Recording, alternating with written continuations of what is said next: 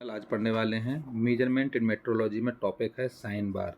इसमें हम जानेंगे साइन बार से रिलेटेड क्वेश्चन जानेंगे कि साइन बार क्या होता है, उसके वर्किंग प्रिंसिपल क्या है, एडवांटेज क्या है उसका यूज कहाँ होता है, इसके बारे में जानते हैं साइन बार के बारे में। सबसे पहले हम जानेंगे साइन बार होता क्या है।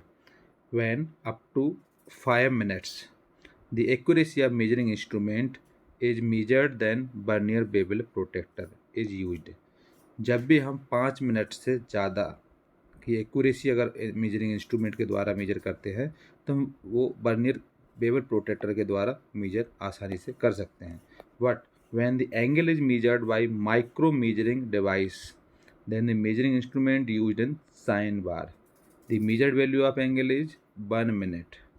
और अगर हमको और माइक्रो मेजरिंग डिवाइस के द्वारा अगर मेजरमेंट करना है तो उसमें हमको साइन बार का यूज करना पड़ेगा और इसमें हम कम से कम 1 मिनट की एक्यूरेसी भी कैलकुलेट कर सकते हैं। अगर 5 मिनट से ज़्यादा की एक्यूरेसी करना है तो उसको हम आसानी से bevel protector burning bevel protector होता है उसके द्वारा उसका एंगल का मेजरमेंट निकाल सकते हैं। और अगर उससे और बारीकी से अगर हमको मेजरिंग करना है तो माइक्रो मेजरिंग करना है तो उसके लिए हमको मेजरिंग इंस्ट्रूमेंट साइन बार का इस्तेमाल करना पड़ेगा। साइन बार के द्वारा हम बारीक से बारीक 1 मिनट तक का मेजरिंग वैल्यू आसानी से कैलकुलेट कर सकते हैं। साइन बार होता है क्या? साइन बार एक ऐसा उपकरण होता है जिसका इस्तेमाल हम एंगुलर मेजरमेंट के लिए करते हैं और इसमें हम मैथमेटिकल के द्वारा बारीक से बारीक मतलब माइक्रो से माइक्रो मेजरिंग को इस्तेमाल कर सकते हैं। वर्किंग प्रिंसिपल क्या होता है साइन बार का? Working principle sign bar is based on sign angle and trigonometry. In this principle, the angle right angle triangle sine is find out and the hypotenuse divided by perpendicular. In figure, sine of angle A is find, then hypotenuse is divided by perpendicular A. In the same way, if angle B is determined, then its front arm B is divided by hypotenuse C। अब इसमें क्या होता है, sign bar जो होता है, sign bar जो base होता है वो साइन एंगल ऑफ ट्रिग्नोमेट्री के बेस पे काम करता है। इसमें क्या होता है, प्रिंसिपल होता है, इसमें राइट एंगल ट्रायंगल बनाया जाता है, इसमें हाइपोटेनियस होता है, बेस होता है और लॉन्गिट्यूडिनल होता है। इसको मिला करके हाइपोटेनियस को लेकर के उसको साइन एंगल के अकॉर्डिंग हम इसमें साइन बार का कैलकुलेट कर, जैसे साइन थीटा इक्वल टू होता है परपेंडिकुलर अपॉन हाइपोटेनियस। परपेंडिकुलर और हाइपोटेनियस को लेकर के दोनों को डिवाइड कर करके इसमें साइन एंगल के द्वारा साइन बार का इस्तेमाल करके साइन एंगल कैलकुलेट कर सकते हैं। ये इसमें कुछ डायग्राम है साइन बार के लिए। तो इसमें क्या होता है, राइट ट्रायंगल बनाता है। राइट ट्रायंगल कैसा, जैसे ए बी सी, ये राइट ट्रायंगल है। इसमें जो ये है ये परपेंडिकुलर है, ये बेस है और ये हाइपोटेनियस है। तो इसमें हमको साइन थीटा लेना पड़ेगा। थीटा मतलब अगर हमको ये एंगल निकालना है, साइन एंगल कितना एंगल है, तो इसमें साइन थीटा के फॉर्म में निकालते हैं। साइन थीटा इक्वल टू हो जाता है परपेंडिकुलर मतलब बी सी अपॉन हाइपोटेनियस मतलब ए बी। तो आप इसको लिख सकते हैं sine theta equal to A upon B. इस टाइप से हम इसमें साइन एंगल के द्वारा इसमें ए की वैल्यू और बी की वैल्यू पुट करेंगे और थीटा की वैल्यू हम इसमें आसानी से कैलकुलेट कर देते हैं। यही साइन एंगल का काम होता है। अब इसमें कुछ गेजेस वगैरह होते हैं। साइन बार है, ये राइट एंगल इस साइन बार है, जैसे इस टाइप का भी साइन बार होता है, इस टाइप का होता है या इस टाइप का भी साइन बार हो सकता है। इसमें लेंथ ऑफ साइन बार दिए जाते हैं। इसमें लेंथ ऑफ साइन बार है, इस टाइप का साइन बार होता है, इस टाइप का होता है और इस टाइप का होता है। इस साइन बार के अलग अलग टाइप का, एक इस रोलर टाइप का इस टाइप से हो सकता है, इस टाइप का भी यूज होता है साइन बार, या इस टाइप का भी यूज होता है sine bar. Construction of sine bar, construction के बारे में, तो the construction is very much easy. It is made up of steel. It is the such type of bar when used softly in grinding and lapping is done. Two rollers are placed with each other. Plugs are kept 3 times. The 3 types of sine bars is shown in figure. Its upper and lower surfaces remain parallel. The center of plugs remains parallel. The center to center distance is the length of the plugs. The center to center distance of plug is 5 inch to 10 inch. Will in measured metric system distance is 100 mm, 200 mm and 300 mm। इसका मतलब इसमें ये बताया गया है कि sine bar का construction कैसे किया जाता है, बनाया कैसे जाता है। साइन बार को बनाना काफ़ी आसान होता है। ये जनरल तौर पे स्टील का बनाया जाता है और इसमें आसानी से सॉफ्टली ग्राइंडिंग करके इसको साइन बार के जो शेप होता है उसको और लेपिंग करके उसको बनाया जाता है। इसमें 2 रोलर रखे जाते हैं। उसके ऊपर जो सरफेस होता है वो सरफेस वाला हिस्सा क्या होता है, प्लेन होता है, पैरेलल सरफेस होता है अपर का और लोअर का। अपर और लोअर सरफेस जो होता है वो क्या होता है, पैरेलल होता है। और इसमें सेंटर टू सेंटर जो इसमें डिस्टेंस रहती है वो लेंथ ऑफ प्लग कहलाती है। इसमें centre to centre distance of plug होती है 5 इंच से 10 इंच रखी जाती है। और इसमें जो मेजर्ड मेट्रिक सिस्टम डिस्टेंस होती है वो 100 mm, 200 mm एंड 300 mm रखी जाती है। तो साइन बार को बनाना काफ़ी आसान होता है। ये स्टील का बनाया जाता है और ये विभिन्न प्रकार के मशीनों के द्वारा उसको जैसे ग्राइंडिंग करके लेपिंग करके उसको बनाया जाता है। इसमें 2 रोलर रखाए जाते हैं और 2 रोलर के ऊपर उसमें एक ऊपर टॉप अपर सरफेस होता है, एक लोअर सरफेस होता है। तो अपर सरफेस और लोअर सरफेस जो होता है वो पैरेलल होता है। और इसमें सेंटर टू सेंटर डिस्टेंस होती है वो क्या होता है, लेंथ ऑफ प्लग कहलाता है। Centre to centre distance plug की कितनी रखते हैं, 5 इंच टू 10 इंच। और इसमें मेट्रिक सिस्टम डिस्टेंस कितनी होती है, 100 mm, 200 mm एंड 300 mm। ये होता है कंस्ट्रक्शन ऑफ साइन। आगे है इसमें procedure of angle measurement using sine bar. Sine bar का इस्तेमाल करके इसमें एंगल मेजरमेंट कैसे करते हैं उसकी प्रोसीजर है। So for this purpose the surface plate is made perfectly horizontal via adjusting the leveling screw. One of the cylinders or rollers of sine bar is placed on the surface plate and the other roller is placed on the pedal of slip gauges of height h.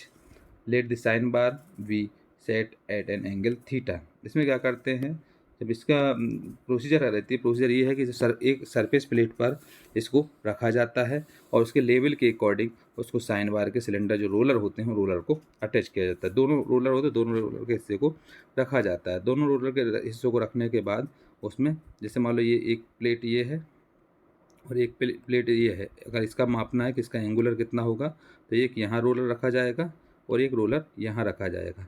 इस roller को रखने के बाद इस type से ये sine bar को रखा जाता है। साइन बार को रखने के बाद इसका सेंटर होता है, एक इसका सेंटर होता है। तो इसका सेंटर हम ले सकते हैं, मान लो H1 लिया है तो ये वाला सेंटर कितना हो जाएगा, H2 हो जाएगा। तो ये तो हो गई हाइट और ये हो गई सेंटर से सेंटर की डिस्टेंस में L हो जाता है लेंथ। इस टाइप से इसमें लिया जाता है। तो इसमें क्या हो जाता है, जैसे हमारे पास सिंगल है तो साइन थीटा इक्वल टू हो जाता है H/L। एक ट्रायंगल बन जाता है इस टाइप से शेप में। तो ये हो जाता है H और ये हो जाता है L, क्योंकि लेंथ हो जाता है। तो ये यहाँ थीटा एंगल निकालना है तो एंगल इक्वल टू कितना हो, sign theta equal to H/L, जहाँ पर H होता है height of the gauge, gauge की हाइट होती है। L होता है distance between the centre to centre of rollers, roller के बीच की डिस्टेंस होती है वो L होती है। फिर procedure of angle measurement of using sine बार। जैसा कि आपको ये डायग्राम बना हुआ है, इस डायग्राम में क्या है, यहाँ सेंटर टू सेंटर O1 और यहाँ सेंटर O2 है। दोनों के बीच की डिस्टेंस है वो लेंथ ऑफ साइन बार है। और यहाँ पर जो गेज की हाइट है वो H है। और अगर हम इसको यहाँ से देखें, इस वाले सेंटर से देखें तो इस सेंटर से हाइट है वो हम H ले सकते हैं। तो ये हाइट ऑफ गेज कहलाती है। इसमें हम अगर लेते हैं तो क्या कौन कौन सा लेंगे, हाइट लेंगे और ये लेंगे लेंथ। तो साइन थीटा इक्वल टू हो जाता है H/L। इससे हम एंगल निकाल लेते हैं, साइन एंगल निकालते हैं। तो साइन एंगल कैसे निकलेगा, इसको अगर सेंटर से मिलाया जाए या इसको यहाँ से मिलाया जाए तो इसका हम एंगल आसानी से निकाल सकते हैं। अगर ये वाला निकाल रहा है तो थीटा लेंगे तो इसमें हाइट ये ले लेंगे और लेंथ ये। और अगर इसका निकाला सेंटर की थीटा निकाल रहे हैं तो हाइट ये हो जाएगी और लेंथ ये हो जाएगी। इस टाइप का भी साइन बार होता है जो कि ये डायग्राम में देख रहे होगे। इसमें क्या होता है, साइन बार का एक सेंटर पॉइंट ये है, एक सेंटर पॉइंट ये है रोलर का।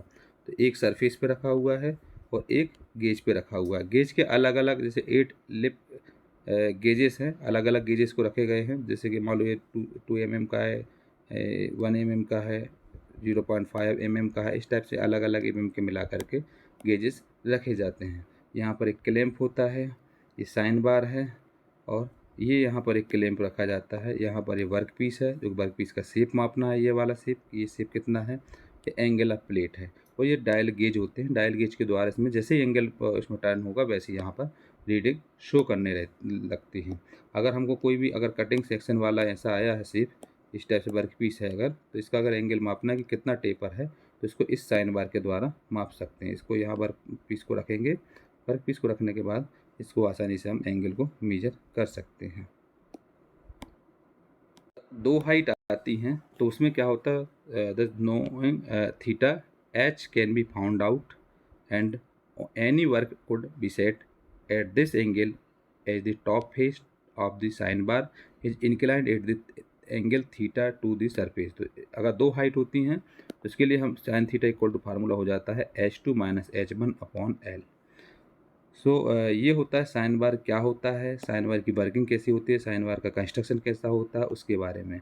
अब इसमें हम जानते हैं साइन बार के कैरेक्टरिस्टिक क्या होते हैं। Main characteristic on which the accuracy of a sine bar. जब हम एक्यूरेसी से कैलकुलेट करते हैं तो उसमें मेन कैरेक्टरिस्टिक क्या होते हैं, क्या किन किन चीज़ों पर ध्यान देना पड़ता है। The main characteristic on which the accuracy of a sine bar depends on the following factor. पहला होता है equality of size of the roller. जो रोलर होते हैं उसकी साइज़ जो है वो इक्वल होनी चाहिए। अगर अनबैलेंस है, इक्वल नहीं, अनइक्वल है, तो उसमें सही रीडिंग नहीं आएगी। और दूसरा होता है centre distance between rollers is same. उसका जो सेंटर डिस्टेंस होता है रोलर का वो सेम होना चाहिए। फिर है parallelism of roller axis to upper surface of the sine bar. जो पैरेललिज्म होता है वो रोलर एक्सिस के अपर सरफेस में होना चाहिए। पैरेललिज्म और roller axis with each other होना चाहिए। Flatness of the upper surface, upper surface उसकी फ्लैटनेस होनी चाहिए।